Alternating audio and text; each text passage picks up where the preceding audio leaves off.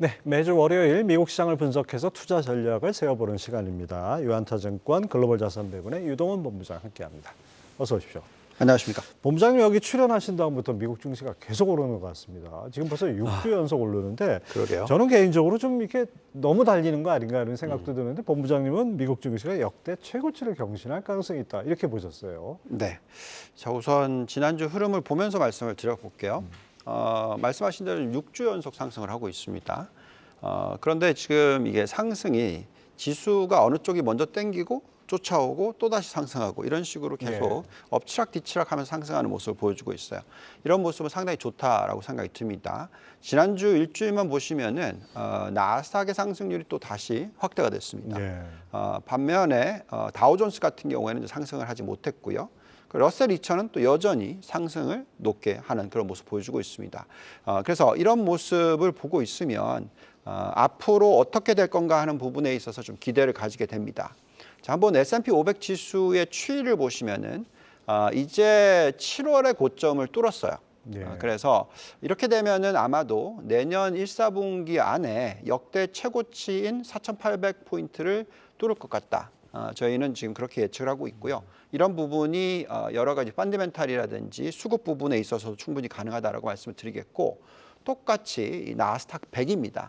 나스닥 종합지수가 아닌 나스닥 100을 보시면은 7월에 고점을 뚫었고요.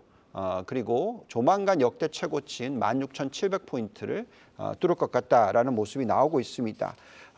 아마도 이런 추세가 계속 이어질 수 있을 가능성이 단기적으로는 더 있다라고 보여지고요. 아마 내년 4월, 5월까지 좀 강세가 계속 이어질 수 있을 가능성에 대해서 얘기를 합니다.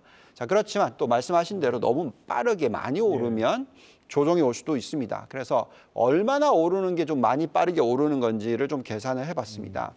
저희가 이런 것도 과거에 2022년이라든지 22년 초 또는 2021년 말에도 이런 비슷한 분석을 좀 해봤었는데요. 이런 숫자를 보면서 판단을 합니다.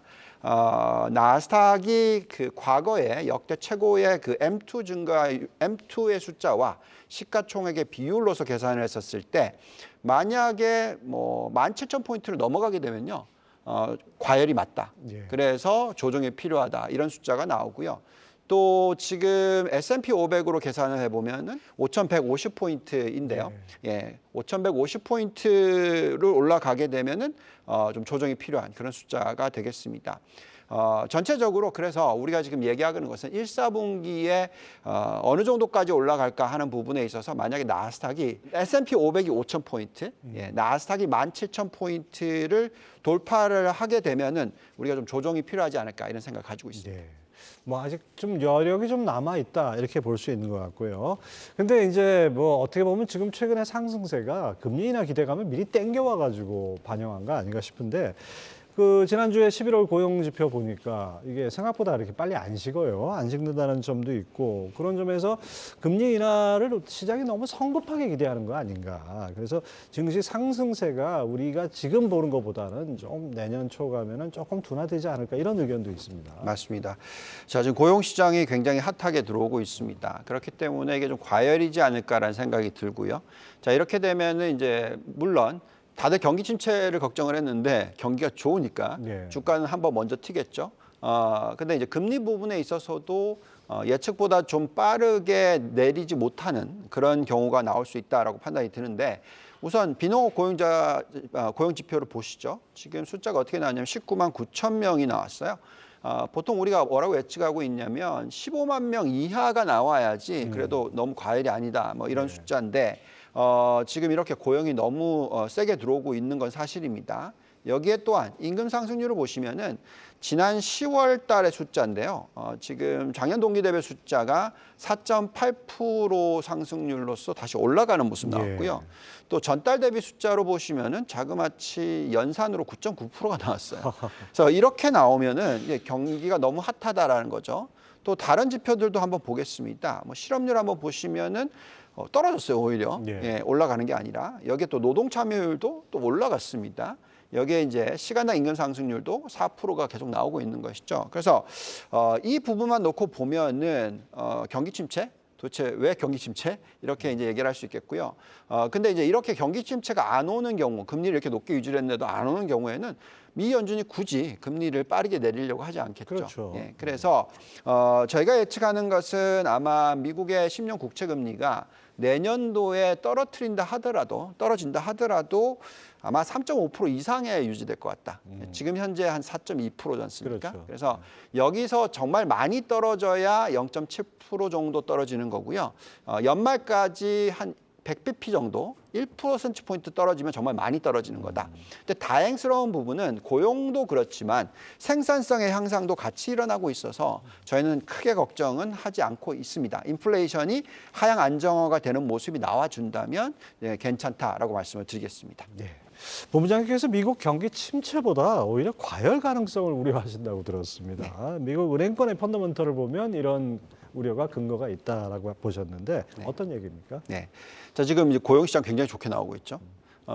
또 이런 모습과 연결되는 게 만약에 내년도에 이렇게 고용이 좋으니까 가계의 펀더멘털이 튼튼하니까 기업들의 펀더멘털이 튼튼하니까 대출이 빠르게 늘어나면 이게 과열로 갈 수가 있습니다. 예. 그래서 오히려 99년도에 우리가 경험했던 닷컴 버블, 그러니까 이럴 가능성까지도 저희는 걱정을 합니다.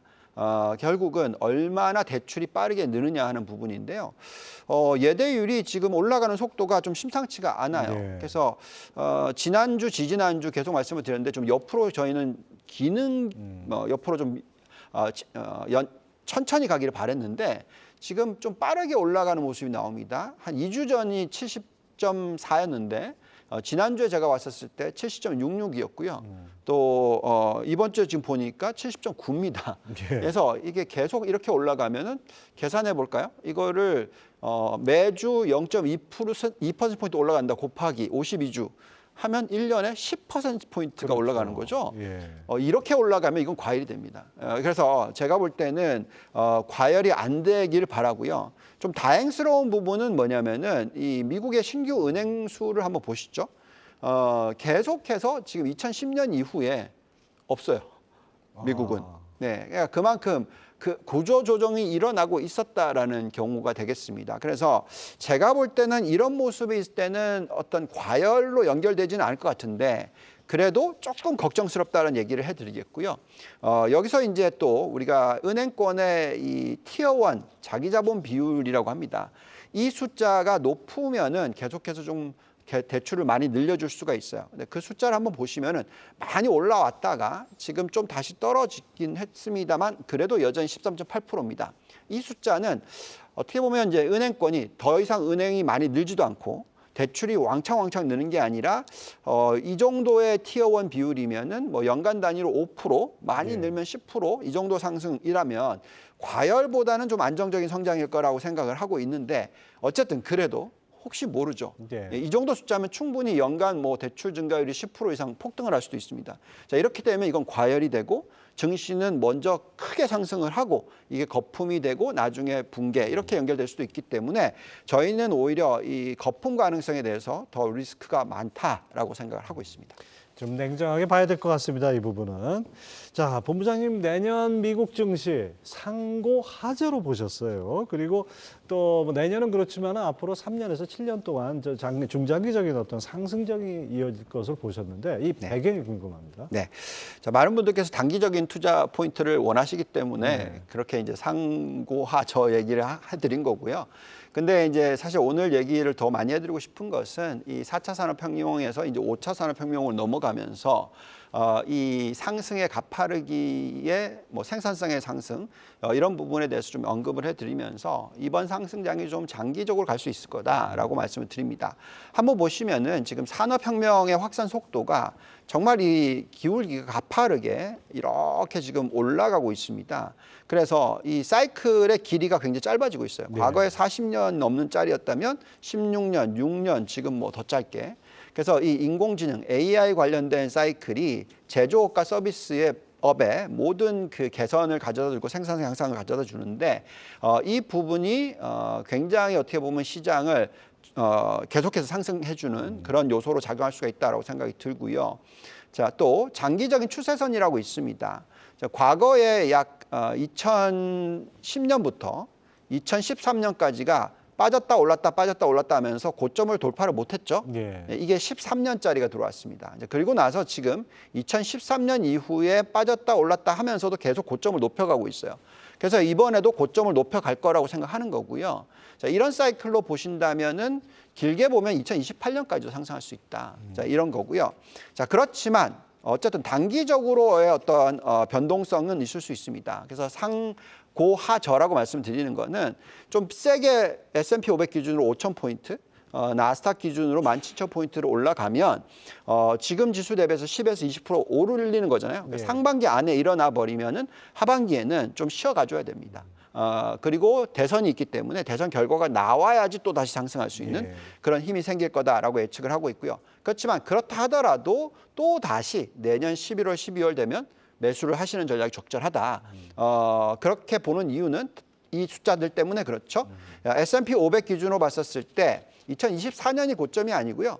계속해서 이어지면서 2026년까지 이어질 수 있을 가능성도 있고 또 나스닥으로 보시더라도 17,000포인트가 고점이 아니라 22,000포인트까지 올라갈 수 있는 가능성도 우리는 보고 있기 때문에 내년도가 상고하저라 하더라도 그 저현상이 일어난다면 또다시 또 기회를 만들 수 있다. 그렇죠. 이렇게 말씀을 드리겠습니다. 저희 예상치 보니까 참 부럽다는 생각이 듭니다. 우리 시장하고 너무 대비가 되니까요.